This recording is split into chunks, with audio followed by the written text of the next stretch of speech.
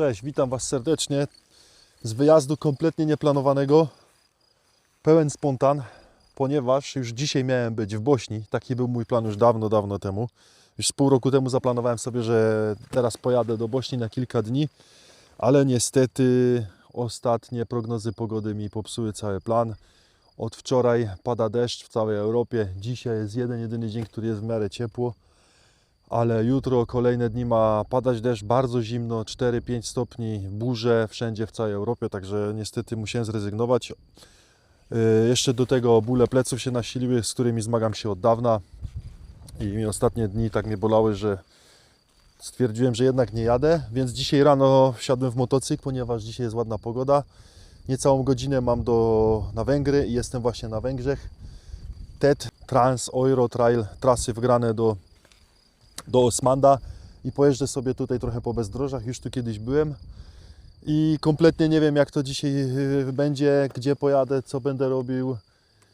Być może zostanę tu gdzieś na Węgrzech na noc i jeszcze jutro sobie tu pojeżdżę, bo jutro ma być tak jeszcze w miarę ładnie. No a Was zapraszam do filmu. Skoro oglądacie ten film, to znaczy, że udało się coś nagrać. Tak jak mówię, kompletnie bez planu, zmiękczyłem zawieszenie. Wziąłem tylko te potrzebne rzeczy, wsiadam na motocykl i jedziemy w te piękne tereny.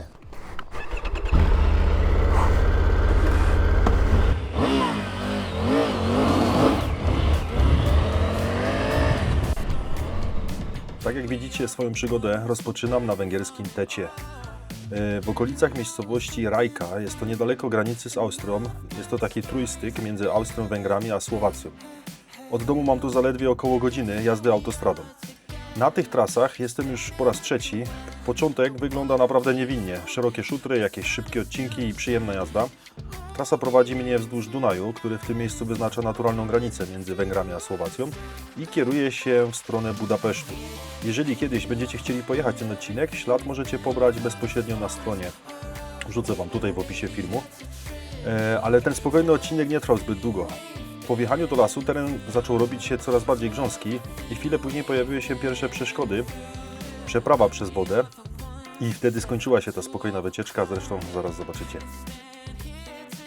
Tą tamę kojarzę, bo już tu kiedyś się zatrzymywałem przy niej.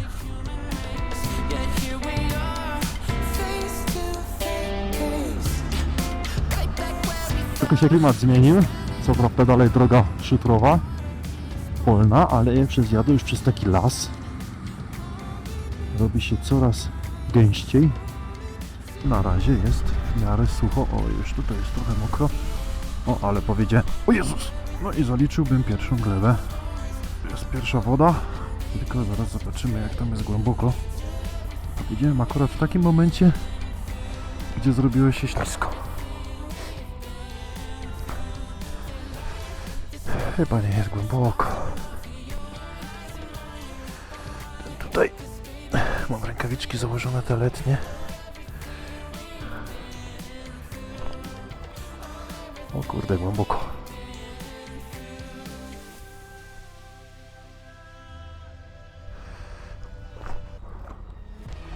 Nie, chyba nie jest tak bardzo głęboko. No nic, spróbujemy. Może się nie utopię. O kurde. Oj, chyba miałem dużo szczęścia. Utopiłem cały silnik we wodzie, ale przejechałem. No, powiem Wam, że było głębiej niż myślałem. No, wody było posiedzenie.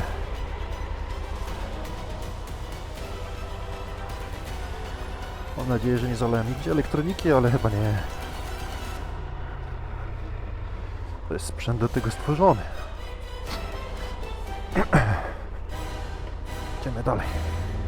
Jak widzicie, trochę źle oceniłem jednak głębokość tej wody. Niby wyglądało niegroźnie, ale w takich miejscach bardzo łatwo przesadzić. A gdybym utopił tutaj motocykl, miałbym naprawdę duży problem. Bo byłem sam, nie było zasięgu, nie było internetu i ciężko byłoby liczyć na jakąkolwiek pomoc. Na szczęście tym razem się udało. Co ciekawe, za jakiś czas trafię na podobną przeprawę, tyle że wtedy, nauczony tym doświadczeniem, podejdę do tematu już zupełnie inaczej. Przy okazji testuję sobie dzisiaj Nowe opony Mitasy E07. Po raz pierwszy w takim terenie lekkim. Oj, następna woda. Kurde, ale tutaj to nie przejadę już. To jest błoto. Tam był beton pod spodem. Tutaj to się utopię na pewno.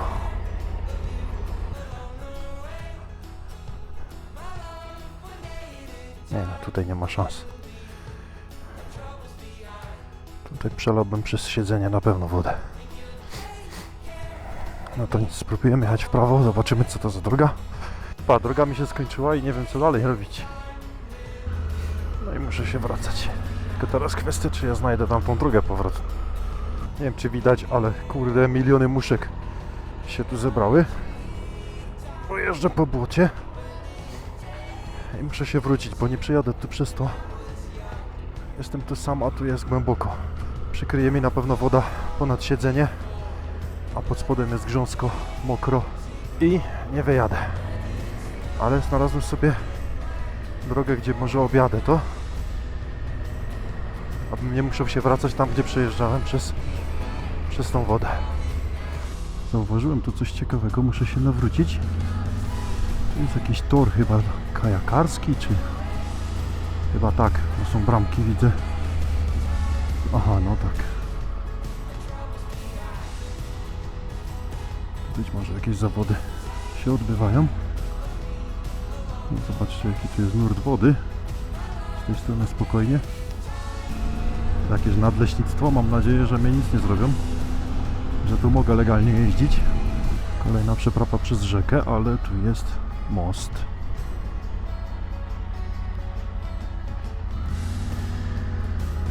I teraz jedziemy w prawo. Ale gdzie w prawo? Aha, tutaj. Ale fajne miejsce. Spoko.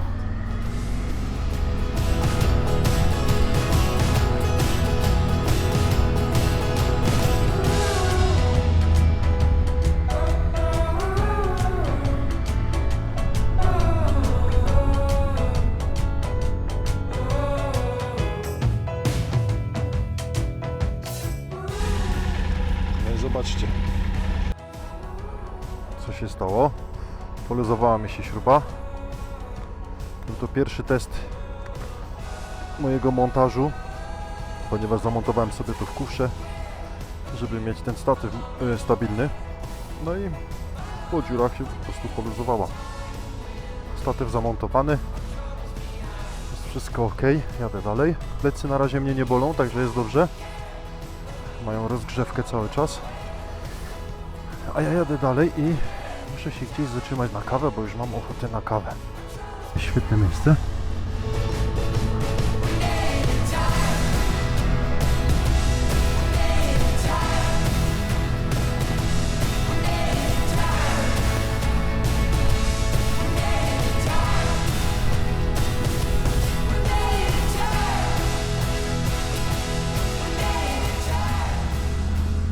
Na tych oponach, że na takim grząskim terenie jak tutaj, jest utwardzony teren, ale są takie kamyczki i jest grząsko, strasznie pływa. Jak przyspieszę i jadę trochę szybciej, to cały motocykl mi pływa na boki. Być może przez to, że mam trochę za duże ciśnienie w oponach. O, ale fajnie. Otwarta przestrzeń.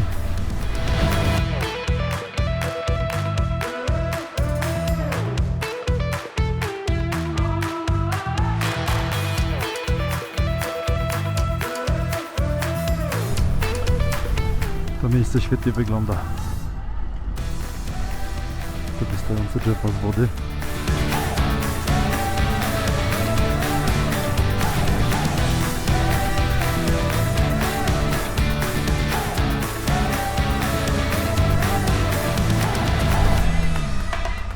Ale wygląda ciekawie.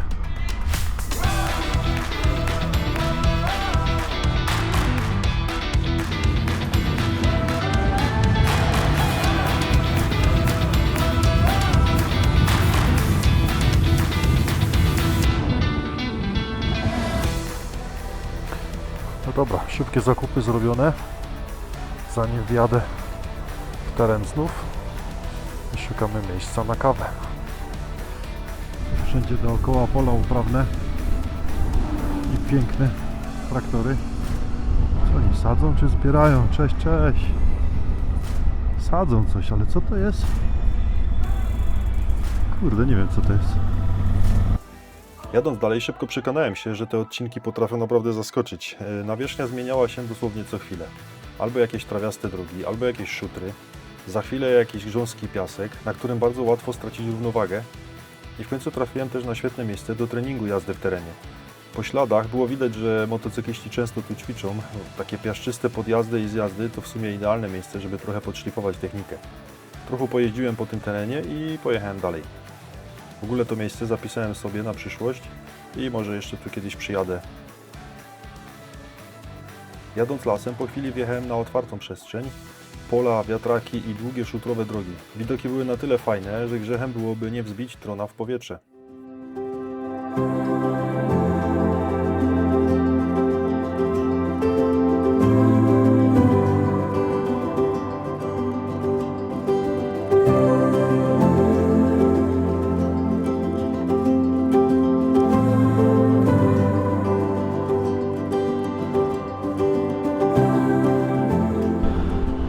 Nagrałem coś z drona, jakieś kilka ujęć.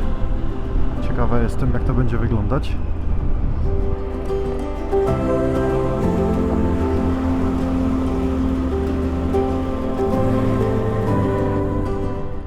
O, sarenka. Widzicie ją? Pewnie nie będzie widać na filmie. O, teraz przebiega mi przez drogę. Ponieważ wjeżdżam zaraz z powrotem znów gdzieś nad wodę, w las. Zauważyłem tutaj stację benzynową, mam jeszcze niby trochę paliwa, ale doleję sobie do pełna, żeby później się nie stresować. Może będzie jakaś ławka, to sobie w końcu przerwę zrobię. I zobaczę za jakimś noclegiem, w ogóle nie wiem gdzie ja jestem za bardzo. Jeszcze w dodatku jest to Orlen nasz polski. Dobra, najpierw dotankujemy. To ile paliwo? 694 forinty. Nie mam pojęcia ile to jest. Może wam tam pokażę w filmie. Słuchajcie, jak zobaczyłem kawę i kabanosa na Orlenie, to nie mogłem się powstrzymać. Mój kabanos i moja kawa trochę później.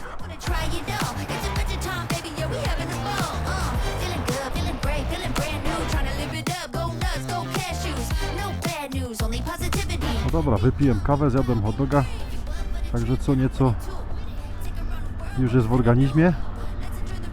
Mogę jechać dalej. Zjeżdżamy z powrotem w teren. Popatrzyłem sobie troszkę, gdzie tu można zarezerwować jakiś nocleg. I znalazłem po stronie słowackiej fajne miejsca. I całkiem niedrogo, także na razie nic nie rezerwuję, tylko jadę teraz tą drogą tetem jeszcze. Zobaczymy, dokąd dojadę i będę myślał później. Powiem wam, że aż zapewnie się czuję na tych oponach. O, właśnie. Zawsze jak coś powiem, to prawie zaliczę glebę. Już niedużo brakło. Jeszcze miałbym to nagrane. Ale naprawdę, te opony są fajne. To jest oczywiście lekki offroad, ale kurde, jadę 80-70 do 100 na takich drogach i prowadzi się super. Fajnie, fajnie. Na asfalcie też nie są głośne. Przy 110 je słyszę troszeczkę, szumią, ale nie tragicznie. Przy 130-140 takie autostradowe prędkości w ogóle ich nie słyszę, tylko szum wiatru. I jak zwalniam całkowicie do zera, no to troszeczkę mrowią po dupie. Ale poza tym, jak na razie jestem zadowolony. Jeszcze je muszę sprawdzić na asfaltach, na ostrych zakrętach podczas deszczu. To będę miał pewnie okazję już niedługo, a być może jeszcze podczas tego wyjazdu. Ale w taki lekki teren, lekki offroad fajnie. Strasznie takich miękkich piasków, o właśnie takich jak ten. O Jezus, jaki kamień! Oj, to było źle. I to już jest strasznie duży kamień. Ciśnienie w kołach. O Jezus, ale trafiłem centralnie. Przednie koło. Obawiam się, że skrzywiłem felgę.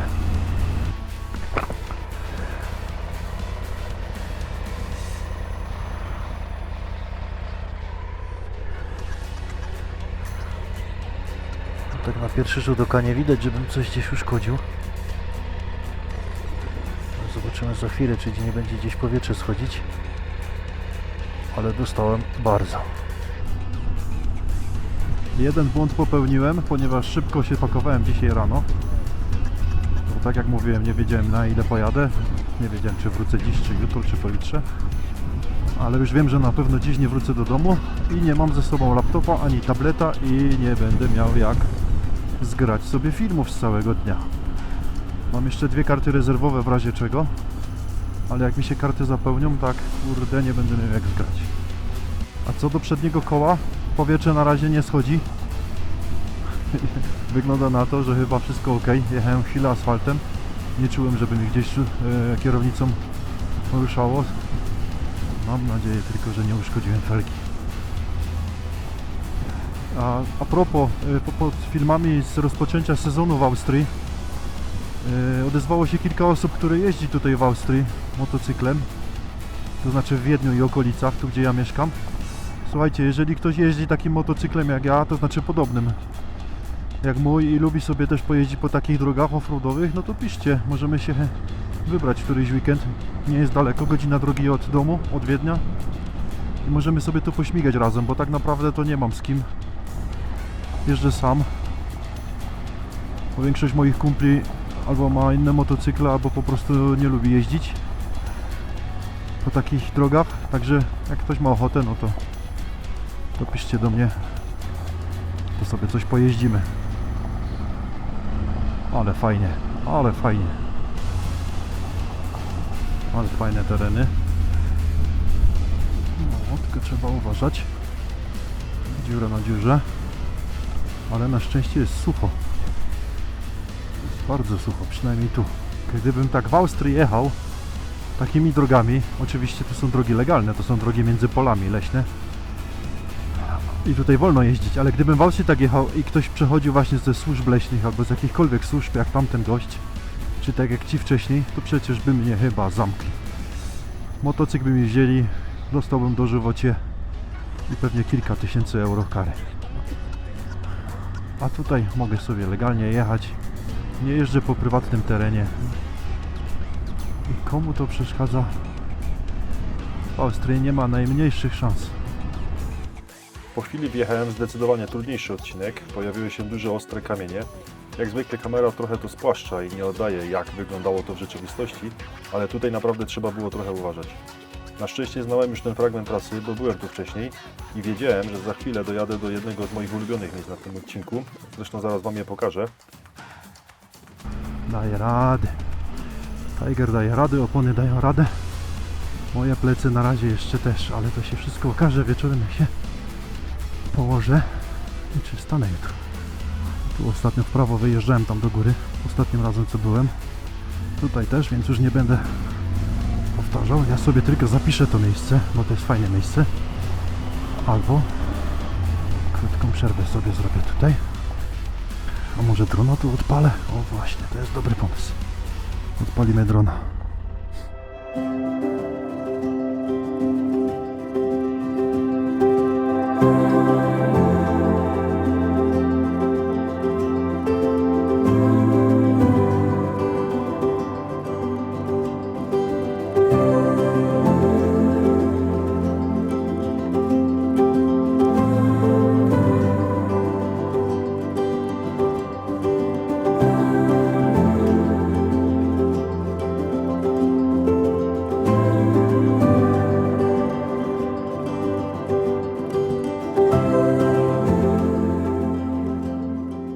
Zobaczcie, jaka super miejscowa.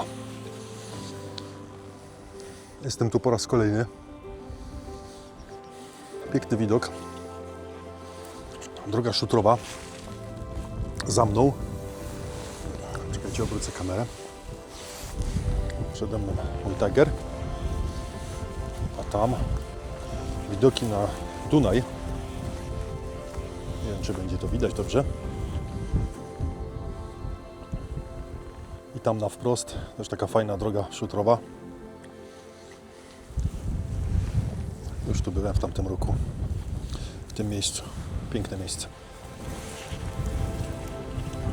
A ja zjem jeszcze jedną drożdżówę i jadę dalej. Zobaczymy, dokąd dojadę dziś, a później szukam noclegu. A co do jutra, nie wiem jeszcze, co robić, ponieważ nie wiem, jaka będzie pogoda. Nie interesuje mnie to. Będę myślał jutro. Jezus, co by się tu stało z tym. Dobra, spadam stąd, bo jest godzina, która jest godzina? 15:40, a ja jeszcze daleka droga przede mną.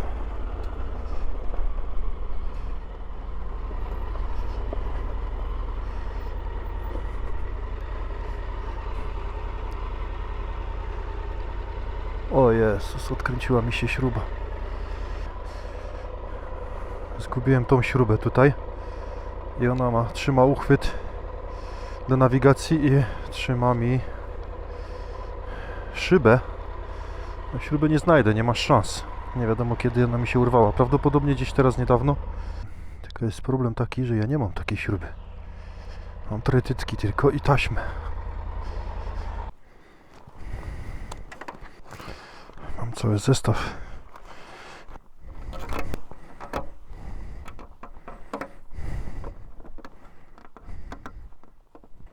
No dobra. Chyba będzie ok. I ktoś mi kiedyś mówił, po co ty bierzesz te narzędzia ze sobą? No właśnie, między innymi po to, że to różnie może być. No dobra, profesjonalnie zamontowane na 2 trytytkach. Mam nadzieję, że to będzie się trzymać. Dobra, jedziemy dalej. Według mapy Osmanda mam 43 km do końca tego odcinka. Tylko tu będzie cięższy teren z tego, co pamiętam z ostatniego razu. Także nie wiem, czy dojadę do samego celu, a jak nie, no to wyskoczę gdzieś na miasteczko i pojadę zwykłymi drogami. Tym bardziej, że mi się już pomału Tiger rozlatuje. Gubię śruby po drodze. O, tutaj wyłoni się mi piękny widok. Ale bajka. Ale pięknie. Z drogi, z asfaltu, z autostrady tego nie ma. Nie zobaczycie takich widoków właśnie z takich dróg asfaltowych. Dlatego lubię sobie bardzo zjechać czasem z takich właśnie dróg utwardzonych na takie boczne. Coś pięknego. O kurde, jakie piachy. Może być źle. Może być źle z moimi umiejętnościami. No nie, jeszcze mi tu jakiś ciągnik wyjechał. Kurde, nie wyprzedzę go. Nie wiem, czy to widać, ale ta droga jest bardzo pochyła. O, tak widzicie, jak on jest pochyło. I te opony naprawdę trzymają na takim pochyłym terenie. Kurde, może nie zbliżam się za bardzo do niego, bo jak mu polecą te drzewa do tyłu, tak nie będzie co zbierać ze mnie.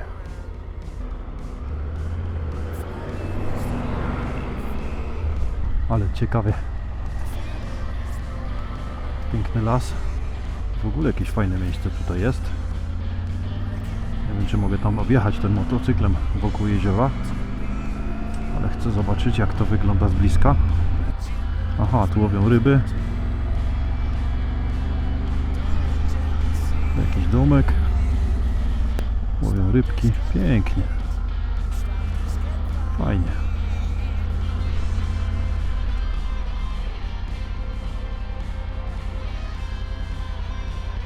Chyba teren prywatny.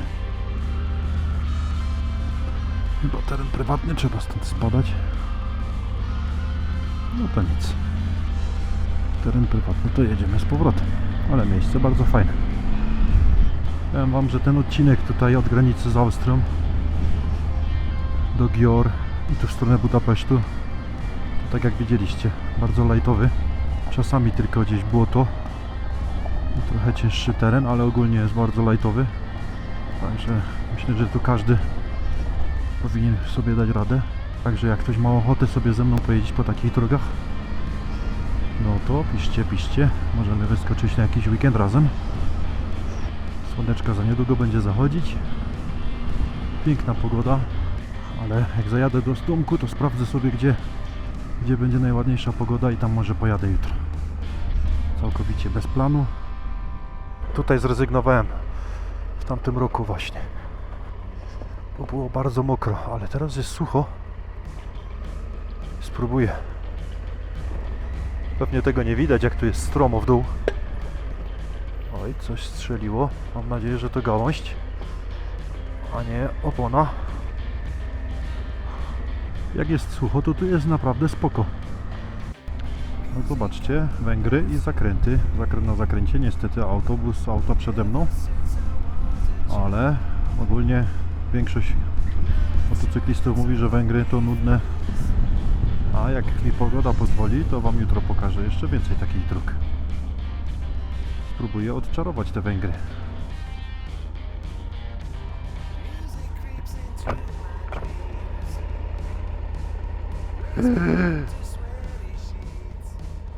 Ja pierdolę.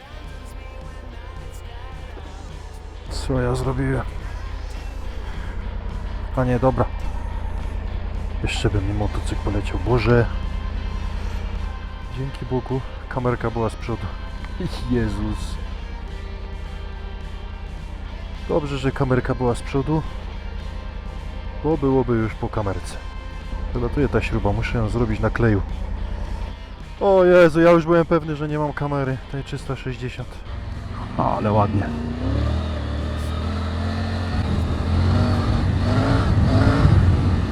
A ja już dojechałem, czyli zrobiłem cały ten pierwszy etap i zaraz będę na drodze asfaltowej i to jest koniec na dziś. Teraz tylko nocleg, sprawdzanie pogody i jutro może poszukamy sobie asfaltowych dróg z ładnymi widokami. To jest jakaś kapliczka.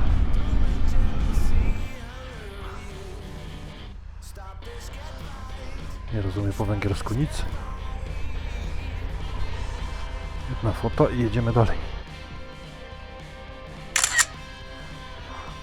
No i słuchajcie, trafiłem znów nad Dunaj. Przejeżdżam teraz mostem. Jest to granica między Węgrami a Słowacją. I zaraz tutaj w tej miejscowości na Słowacji, zaraz za tym mostem, znalazłem sobie kilka, ale to jest piękne, jakaś bazylika, kościół, nie wiem co to jest. Pięknie wygląda. Znalazłem sobie jakiś hotel. Pisało mi na Booking, że 42 euro ze śniadaniem. Nie zarezerwowałem jeszcze. Pojadę tam, zobaczę czy mają parking. I spróbuję sobie tutaj coś zarezerwować. Nie wiem czy widzicie, jak nawigacja krzywo wisi. Te trytytki coś nie trzymają za dobrze. To znaczy trzymać trzymają, ale coś mi szyba opadła. A nic, za chwilę postaram się to naprawić.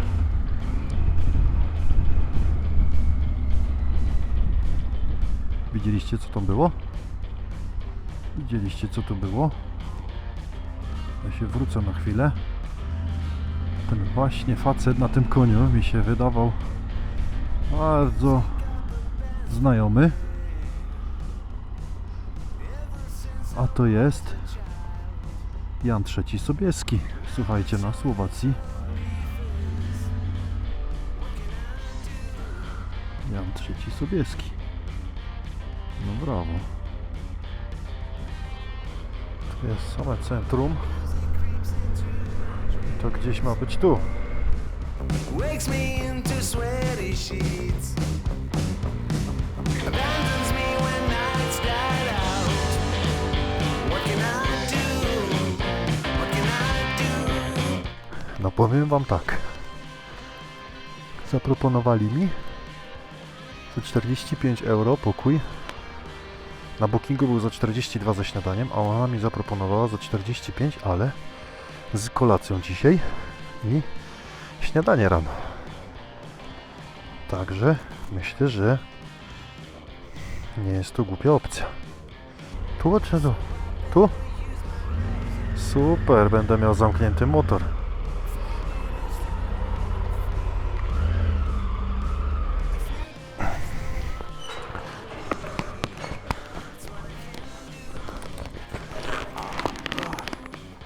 Super, dziękuję. No to zamykam, ale ráno sa Super. otvárame.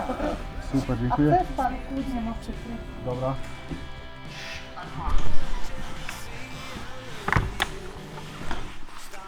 No i jestem na miejscu. Pokoik fajny. Toaleta. Nie jest źle. Za 45 euro śniadanie, kolacja. Może być.